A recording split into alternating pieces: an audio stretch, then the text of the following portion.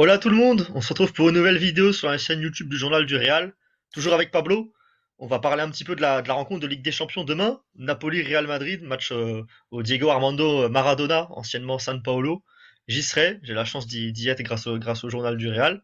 Et donc vous aurez évidemment du contenu sur place, sur le compte Twitter ainsi que sur la chaîne YouTube du Journal du Real. En attendant, on va préparer un petit peu cette rencontre qui s'annonce d'être un match intéressant, peut-être le plus important du Real Madrid dans cette phase de poule de Ligue des Champions. Qu'est-ce que t'en penses, Pablo? Ouais, complètement. C'est le gros match de cette poule face à une équipe qui a mal commencé cette saison, mais qui, depuis deux matchs, je crois, a pris des points en Serie A. Donc, faire attention. On sait que Osimhen, il y a eu tout un problème, toute une histoire autour du joueur avec Naples par rapport à des tweets que Naples a postés sur Twitter, Instagram et TikTok, je crois. Il aurait déclaré là dernièrement que voilà, que rien ne pourrait entre guillemets briser l'amour entre lui et les supporters napolitains. Donc, je pense qu'il va tout donner. Et quoi de mieux que ce match contre le Real Madrid, la meilleure équipe d'Europe, pour justement montrer à quel point tu es attaché à ton club, au projet et aux supporters, quoi. Tu vas vivre une vraie ambiance, hein. Une très grande ambiance. Ça va l'être. Comme toujours, quand le Real Madrid est en ville, dans tous les cas, dans la majorité des Ouais, stades, c'est vrai. c'est le match ou l'un des matchs de l'année, en tout cas pour l'équipe qui reçoit. Donc on s'attend bien sûr à une sacrée ambiance. C'est un match très important pour le Napoli aussi dans cette poule, puisque ils sont quand même, malgré la victoire à Braga, une victoire très difficile d'ailleurs à Braga au premier match de la Ligue de cette poule, ils savent qu'il y a des équipes qui sont prêtes du coup à les embêter. Braga et l'Union de Berlin, c'est pas des équipes faciles à jouer s'ils sont en Ligue des Champions. Dans tous les cas, c'est qu'il y a une raison. Et un entraîneur qui réussit bien en Ligue des Champions. On se rappelle de victoire de l'OL à l'époque en phase de poule contre Manchester City, le fameux run de Lyon après le Covid qui va en demi-finale. Alors, on se rappelle de ses parcours de Rudy Garcia, de ses performances, de ses victoires arrachées contre des clubs bien plus forts que ce qu'il avait entre les mains. Est-ce qu'il serait capable, tu penses, parce qu'il y aura un petit coup qui pourrait être réussi par le Napoli demain, parce que sur le papier, le Real Madrid est quand même favori. Ouais, je pense que le Real Madrid est favori parce que justement, on l'a dit, ils ont mal débuté cette saison et que il y a tout un processus avec le nouveau coach. Si ça avait été Spalletti, là, je t'aurais dit, c'est chaud. Je t'aurais dit, c'est C'est un chaud. peu, Là, c'est un peu avec, bizarre avec d'ailleurs, le Rudy Garcia, contexte voilà. de nouveau coach alors que tu viens d'être champion. Je pense que ça doit être assez particulier.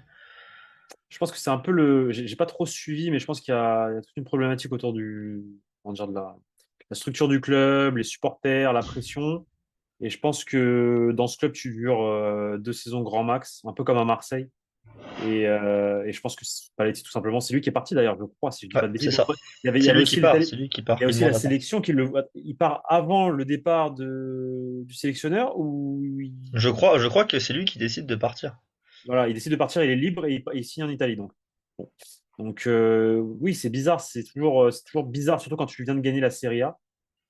Mais ça prouve aussi que il y a de l'instabilité dans ce club. Et je reprends l'exemple de Marseille.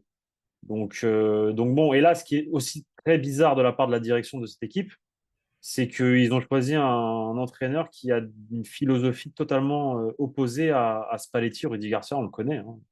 Je pense que vous avez suivi le LOSC, La Roma, Lyon, la Roma, un peu Marseille. moins le Nasser, mais voilà. Et c'est moi, quand j'ai vu Rudy Garcia arriver à Naples, j'ai fait bon, ok, il a entraîné la Roma, mais avec Spalletti avant, c'est un peu Belle, bizarre, quoi. C'est un peu bizarre. belle réussite à la Roma quand même, on peut le rappeler. Ça finit deuxième à quelques points de la Juve. C'est peut-être l'une des équipes qui a failli prendre un titre à la Juve là sur les quasiment 10 années consécutives où ils ont gagné 8 années, je crois, Exact. où ils ont gagné la Serie A consécutive 7 ou 8. Et là, c'est beaucoup plus difficile sur ce début de saison. On voit le fameux compte Twitter Napoli France qui se plaint déjà, qui est déjà en train de pleurer d'avoir Rudy Garcia comme entraîneur, ce qui peut être compréhensible. On se rappelle que les Oui, Marseillais et les Lyonnais n'étaient pas les plus heureux, même si il y a quand même eu du bon dans les deux cas, avec des épopées européennes notamment. ouais, Donc ouais. bah là, c'est le Real Madrid, c'est pas en Serie A qui va jouer le Napoli, c'est en Europe. Donc attention sur ce point-là. Même si, bon, je pense que, à mes yeux, le Real part favori. Le Napoli, il y a le mercato aussi qui a été très faible. Ouais, c'est vrai. Ils ont gardé Osimhen et Kvara, mais ça a quand même été. L'équipe s'est quand même globalement affaiblie. Moi, Ouais, je je pense trouve aussi, ouais. que le Real est un petit cran au-dessus, surtout que quand ils entendent la musique de la Ligue des Champions, on sait que ces joueurs-là, c'est ça. se concentrent et font notamment une meilleure entame de match que ce qu'on a pu voir dernièrement en Liga. Totalement, c'est exactement ça. Le Real, comme tu l'as dit, entend l'hymne de la Ligue des Champions avant le match, bah, ça transcende les joueurs. Puis ça reste, je pense qu'ils vont se mettre en mode, voilà, c'est le match, la finale de ce groupe. Si tu gagnes ce match, tu as quasiment assuré ta place en huitième de finale parce qu'après, il suffit de gagner tes deux matchs à domicile et ça te fait 12 points. Donc voilà, et en principe, à l'Union de Berlin, ça ne devrait pas non plus être un stade compliqué pour le Real. Il restera Braga qui, pour moi, est un peu l'équipe piège de cette poule, parce que Naples, on les connaît. Donc, il faudra voir ce que ça donne contre Braga. Une équipe portugaise très intéressante. Mais ouais, non, demain, voilà, il faut se mettre en mode, enfin, finale, non pas finale, mais en mode, voilà, huitième, quart, demi-finale de Ligue des Champions, parce que c'est 3 points importants et c'est 3 points qui te permettent de ensuite assurer, en fait, enfin, de voir la suite de la poule avec beaucoup plus de tranquillité, en fait. Oui, en cas de victoire demain, quel que soit le résultat d'ailleurs entre Braga et l'Union, si tu gagnes à Naples, normalement, comme tu l'as dit, tu devrais finir la poule avec 12 ou 13 ou 14 points. Il ne devrait pas y avoir Théoriquement, de problème. Même un match nul, finalement, serait pas non plus un mauvais résultat à aller chercher pour le Real Madrid. Il n'y a qu'une défaite qui les obligerait à gagner contre Naples au retour pour être premier de c'est poule. ça, Donc ça serait c'est problématique. ça. Un match nul, ça te permet d'avoir quand même le destin entre tes mains. Il suffira de battre Naples au retour pour finir devant quand même dans la poule. Ce serait pas non plus Après, je un pense mauvais que je résultat. pense, je pense vraiment qu'ils ont les capacités pour Oui, oui, oui, je suis totalement d'accord. gagner Je suis bien comme totalement il d'accord. faut. Et en fait, c'est la Ligue des Champions. C'est pas la Liga. Enfin, c'est très bizarre, mais en Ligue des Champions, je suis beaucoup plus détendu quand le match arrive parce que je sais comment ces joueurs abordent la rencontre. Alors, ils peuvent faire des dingueries comme en Liga, hein. Ça, c'est voilà. Et de toute façon, dans le football, ça va très vite. Mais je sais que ces joueurs en Ligue des Champions sont beaucoup plus concentrés, beaucoup plus focus, beaucoup plus dans leur match que quand c'est un match de Liga contre Las Palmas à domicile. Je sais.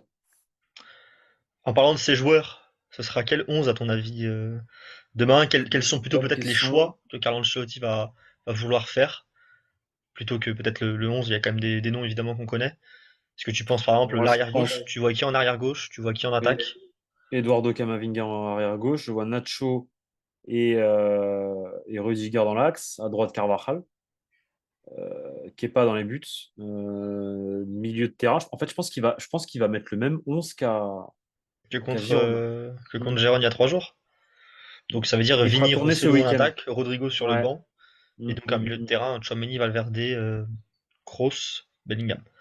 Exactement. C'est ce que j'imagine. C'est ce Moi, je que pense que j'imagine. Modric sera titulaire. Parce que ce qu'il a dit en conf sur Ah, Lucas, il a dit Luka quoi? Modric, il a dit que oui, il a joué un petit peu moins, mais si on regarde, il a joué le premier match de Ligue des Champions, il a joué le derby. Et en disant ça, je trouve que ça donne un petit côté, il va aussi jouer le match de demain, tu vois. En rappelant qu'il a déjà joué le premier match, les deux matchs importants cette saison, finalement, il les a C'est joués. ça, en fait. Et C'est en ça le rappelant message. ça en conf, moi j'ai l'impression que ça veut dire qu'il va jouer demain, en fait. Ah, j'avais pas vu je l'ai pas vu la déclaration d'Ancelotti, donc ouais, c'est vrai tu me dis ça, bah, j'ai bien peur qu'il aligne Kroos et Modric alors. J'ai bien peur qu'il aligne Kroos et Modric. On verra ce que ça Mhm. donne, hein. Et du coup, ouais, et du coup, J'ai moi scénario j'imagine positif. pas Kamavinga arrière gauche. Ah, 6 mois par contre, ça si. Je pense que ce sera, j'espère que ce sera Ferland Mendy, parce que j'aime pas le fait que Kamavinga Oui, après, devienne l'arrière gauche numéro un dans moi l'esprit je, d'Ancelotti. je reste le plus factuel possible et je me mets dans la tête d'Ancelotti et je sais qu'à l'heure actuelle, Ancelotti, il se dit Kamavinga, c'est mon meilleur latéral gauche. Kamavinga va jouer latéral gauche. Surtout que au milieu de terrain, tu as ce qu'il faut entre Tchouaméni, Modric, Kroos, Bellingham et Valverde. Et que si en plus de ça, il a déclaré que Modric allait. Enfin, il fait comprendre que peut-être que Modric va jouer, tu te dis que. Et tu voudrais rajouter Kamavinga. Non, Kamavinga il va jouer à gauche. Et il va y avoir un choix entre Valverde, Kroos et Modric. Donc il y en a 2 sur 3 qui joueront. Il a dit, d'ailleurs, il en a parlé du coup de ça avec Carlo Ancelotti, il a notamment dit, si on lui demande à Kamavinga s'il préfère jouer arrière gauche ou être sur le banc, on sait ce qu'il choisit. Bah, Sur ce point-là, je pense sur ce point-là, il il a le pas dit. De tort. toute façon, même le joueur, il n'arrête pas de le répéter. Après, il dit aussi que moi, si Il, le coach me demande d'être latéral il gauche, a, je le fais. Donc, il il a a un bon également dit mindset. quand même que non, il ne jouera pas à ce poste-là de manière régulière. Qu'ils ont deux Oui, latéraux oui, de confiance Bon, après, il a dit Fran a bien joué sur les premières moitiés, les premiers matchs de la saison, pardon. Et Mendy est en train encore de récupérer peu à peu, enfin, de revenir trouver du rythme, on va dire, peu à peu. Pour moi, c'est un message. J'attends Ferland Mendy et une fois que Ferland Mendy est opérationnel, je mets Ferland. Parce que là, Fran Garcia, j'ai du mal à voir Fran Garcia. J'espère me tromper parce que Ah, c'est moi, pour c'est ça un que joueur que je veux moi j'ai voir dit dans la durée Mendy. en fait. Moi, pour moi, entre Garcia et Mendy, c'est Mendy qui a le lead là, à la position. Et est-ce qu'entre les trois, c'est Kamavinga qui l'a? Bah écoute, si À c'est le l'heure cas, actuelle, oui. ça me Dans déçoit, la mais par tête contre, de je peux l'entendre Ancelotti. parce que c'est le meilleur des trois. Mais Non, bon, mais en fait, à l'heure actuelle, dans le contexte de Ferland Mendy qui est encore de retour de blessure, dans un processus de récupération, etc. Pour le moment, pour moi, Kamavinga, c'est le numéro un à l'heure actuelle. Après, peut-être que dans 2 semaines, ça sera changé. Mais, mais, mais là, mettre Ferland Mendy pour un match entre guillemets aussi important direct, tu vois. Je préfère le voir ce week-end contre Sasuna. C'est contre Sasuna ce week-end, si je dis pas de c'est bêtises. ça, c'est ça. Bon, on verra bien sur le poste d'arrière gauche. En attaque, toi, tu t'imagines la même attaque que contre, J'ima- J'imagine le même contre 11, vraiment. Gérone. Rosselló a marqué, Vinicius évidemment indéboulonnable, surtout C'est ça. pour un grand match comme ça. Et il Moi je faut pense que envoyer un l'attaque message à Vinicius Rodrigo, Rodrigo aurait bien marché sur cette rencontre. Je peut-être. suis d'accord avec ton raisonnement. Je pense aussi que ce sera Rosselló, mais je pense que Rodrigo, quand il va rentrer en jeu, va faire beaucoup de bien. Je pense que c'est vraiment déjà la Ligue des Champions. On sait que lui, il aime ça. Il aime beaucoup Mhm. ça. Mhm. Ça le Mhm. transcende. Et je Mhm. sens ce match étant comme un bon match pour Rodrigo. Donc pourquoi pas un Rodrigo buteur, par exemple, en seconde mi-temps, parce il va évidemment rentrer en jeu, je pense, un moment ou un autre de la partie, quel que soit le scénario d'ailleurs. Surtout si les Real ne gagnent pas, parce qu'il y aura besoin de puissance offensive. Donc on verra ce que ça donnera. Un petit pronostic de ta part sur cette rencontre? Bon, écoute, vu que c'est la Ligue des Champions, je vais pas dire 1-1, mais par contre, je vais dire 1-3. Ok, ça But s'entend. d'Osimhen. Je vais partir sur 2-1 et c'est Rodrigo qui met le deuxième. Ok. Ouais, ouais, j'hésitais avec le 1-2 aussi. Ouais. Ça, peut-être c'est quoi, 1-0 Napoli. Ah, et le Real Madrid gagne 2-1. La remontada. On l'a beaucoup vu cette saison, donc bon, je me On mouille l'a pas trop trop vu. en disant ça. En tout cas, j'espère manger de bonnes pizzas, hein. Ce reste le plus important. Tu, tu, j'ai une source qui m'a raconté que tu avais déjà commencé à chercher des pizzerias dans les rues de Naples pour aller manger. Ta, Faut savoir que c'est ta les source meilleurs. n'avait pas pris en compte le fait que j'avais la flemme de commencer à chercher, que je vais commencer ce soir. Mais, Ah ouais, ok. Mais mais que tu étais dans un finalement, tu es mal processus en fin. de. Un processus de réflexion Voilà, quant à la processus de meilleure réflexion. quant à la meilleure pizzeria de Naples. Mais bon, En tout cas, les meilleures pizzas viennent de Naples, donc bah, profite. c'est ça. Elles viennent de là-bas en tout cas. Donc Ouais. normalement, ça devrait être pas trop mal. Espérons que des Ferland Mendy et des Vinicius Junior ne le découvrent pas avant la rencontre. Et tout se passera bien pour le Real Madrid en tout cas. Sur ce, merci à toi Pablo. Mettez-nous en commentaire votre petit pronostic, vos Voilà. petites recommandations de pizzeria aussi à Naples d'ailleurs si vous en avez. Je suis preneur.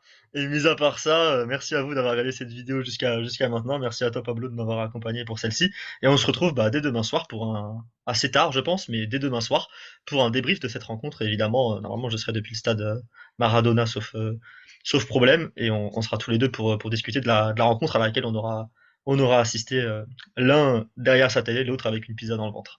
Merci à vous et on se retrouve très bientôt sur la chaîne YouTube du Journal de Real. Ciao. Ciao les gars.